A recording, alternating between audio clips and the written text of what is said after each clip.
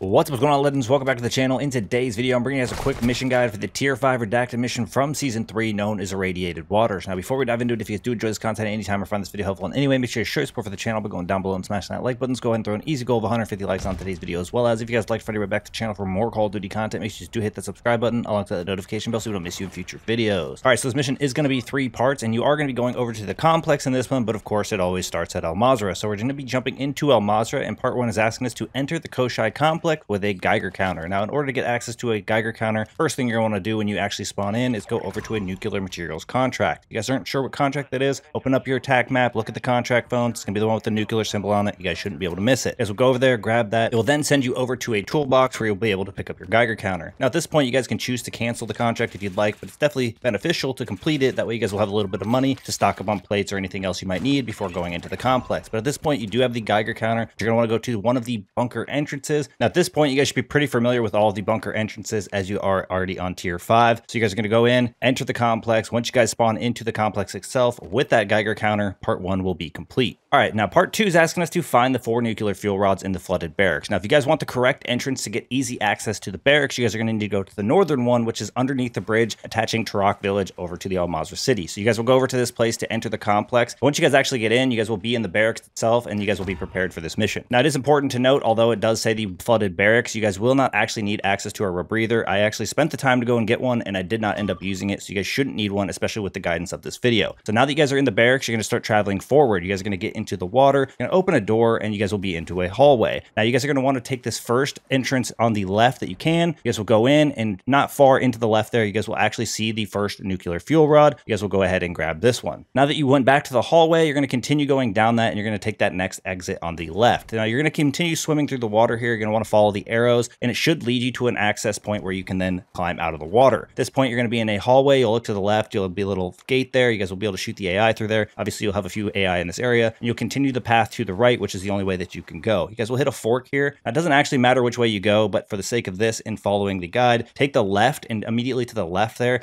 you guys will actually see on the right the second nuclear fuel rod. It also makes it a little bit easier on going to the 3rd and 4th one. You guys are going to continue to the left, and you guys will see a laser. Make sure you don't walk through this. You guys are going to disable this trap, and you guys should see an entrance to go down below. There's going to be an arrow pointing at it, so you guys shouldn't be able to miss it. Now, once you guys are down in this next level, you guys are going to obviously be in water once again. Now, you're going to continue to go down this hallway. You're not going to take the first door to the right, but you are going to take that second door to the right. And when you open this door, if you guys go immediately into this room, there is going to be a hole in the wall to the right. You guys are going to swim through this, and on the shelf immediately to the left there, you guys should see another nuclear fuel rod. So you guys are going to go ahead and pick up number 3, and you're going to want to head back to that hallway where you guys entered into this room initially. But once you guys are back in that hallway, you're going to continue going toward the end of it, and you're going to take the last door on the left. Now, when you go into this door, pretty much directly back into this location, you guys will be able to see that nuclear fuel rod, but you won't miss it. But if you guys go straight and slightly to the right, there's that last and final fuel rod. Now, the only thing left to do is be able to get out of here. So you guys are going to want to go back to that main hallway, and towards that end of that hallway where you guys took the left, directly across from that hall, you guys should be able to see another door. You guys are going to open this door, and you're going to need to follow it back to the left back corner. You guys will have arrows to kind of guide you. This will kind of exit you guys out of this water. Now, once you guys go in here, there's going to be a little bit of a room. You guys are going to open double doors and basically just follow the rest of this until you see the bunker door. Now, this is where you guys will obviously enter into the dark. You might not all have access to night vision at this time, but hopefully you guys found some night vision while you were down there grabbing those nuclear fuel rods. And once you guys actually find the 4 nuclear fuel rods and you have them all in your possession, technically part 2 is then complete. Part 3 now is just asking us to extract the 4 fuel rods in 1 deployment. So now you've made your way all the way to that bunker entrance where you guys are going to be able to get access to the dark. Hopefully at some point you will then have found the night vision, or at least one of you has night vision, because you're going to obviously need it in that dark area. Now, there's at least 1 exfil location in the dark each and every match that I've played, so you guys should have at least one of those accessible to you. But of course, this is the area we're going to probably find some PvP, so you're going to want to be extremely careful. Now, depending on where the actual exfil elevator is will determine how challenging this is, but you guys are going to want to play your lives very carefully. You're going to want to move slowly towards that exfil. Hopefully you guys will then be able to initiate it, defend the area for the 30 seconds till it opens,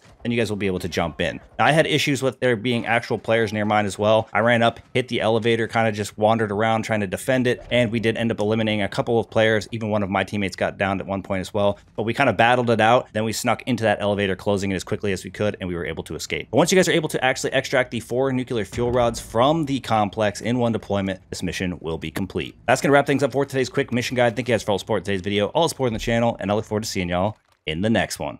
Peace.